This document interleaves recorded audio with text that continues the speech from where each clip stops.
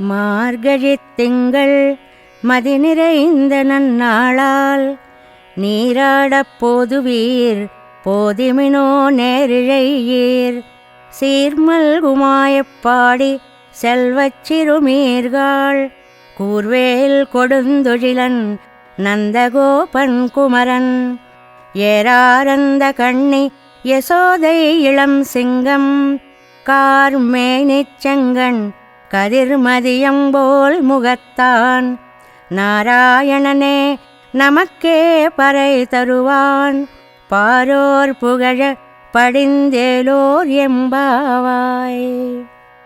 తిరుప్పావై వ్రతాన్ని చేయడానికి అనుకూలమైన కాలం ఈ మార్గశి మాసం. అందువల్ల ముందుగా ఆ కాలాన్ని స్తుతించింది తల్లి.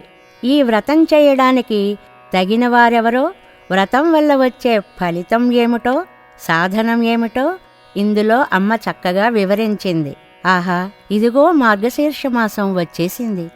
వెన్నెల నిండిన మంచి రోజులు వచ్చాయి. అందమైన నగలు ధరించిన ఓ గొల్లభామలారా, ఈ వ్రేపల్లె సంపదలు నిండిన ఊరు కాబట్టి ఐశ్వర్యంతో తొలుతీగే బాలికలు మీరు. మీకు మార్గశీర్ష స్నానం చేయాలని ఉందా? ఉంటే చాలు, రండి, మా ముందు నడవండి. శ్రీకృష్ణుని తండ్రి నందగోపుడు.